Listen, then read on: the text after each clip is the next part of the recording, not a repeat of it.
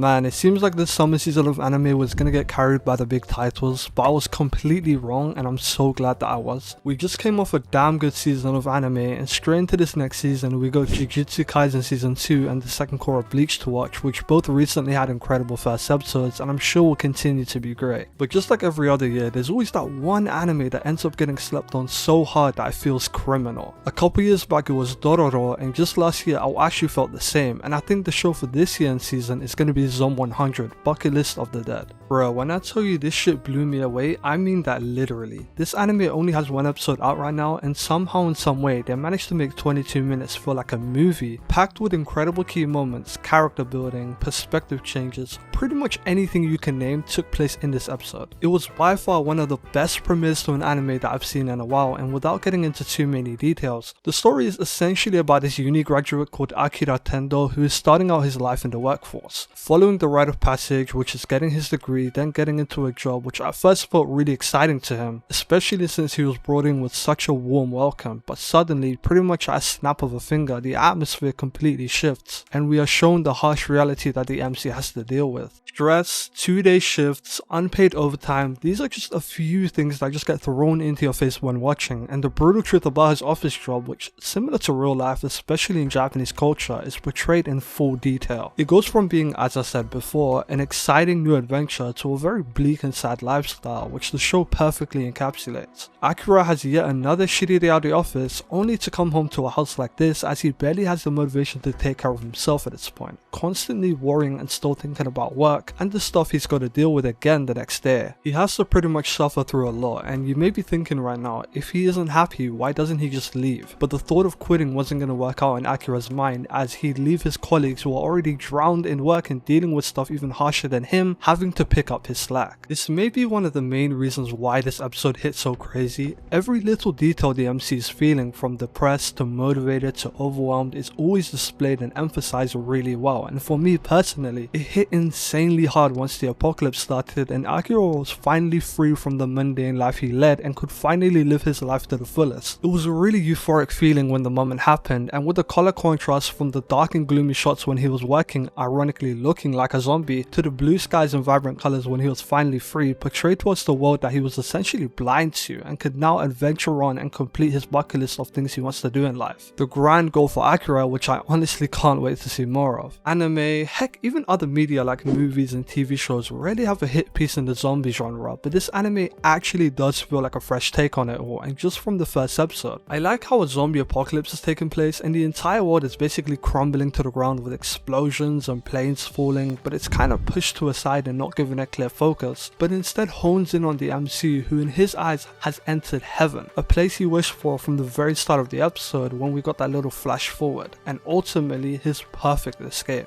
The premise is as insane yet grounded as it gets, as a mundane job, especially something like office work where you are stuck in those conditions, can definitely feel like hell. But Akira bodied his boss, and I mean that literally. Bro got rugby tackled with perfect form and sent flying, which was the final thing needed to take his life back and start his new adventure. Although the episode is entirely about Akira and his experiences, I didn't expect myself to be this invested and interested in his character and the story moving forward. I haven't touched the manga at all, but I know we are set for a wild journey, especially because of how quirky the main character is and the fact that he's probably not going to put a big focus on the world crumbling around him like everyone else, but it's something I'm just going to have to wait and see. The story was of course great all around, but definitely a big help was the production behind this episode. Every frame looked flipping gorgeous and the direction was really good overall. The start of his work life to when his world crashes down to his eventual escape, all these key moments was handled really nicely, and I haven't heard much about this studio, but they killed it this episode. Camera work looked dynamic, and the choreography they showed when Akira was flinging off the rooftops was also dope as fuck. You can see the passion and creativity being put into this project, which makes it all the more promising. Stuff like the shift in Akira's perspectives all felt too real, and the way the scene transitions or the color scheme they use directly correlates to what they are trying to portray, which is cool as fuck. But the best part of the episode, which I talked a little of earlier, was just right after the apocalypse starts and he quits his job right in front of his zombified boss. The Sakuga right there and what the moment meant in its entirety was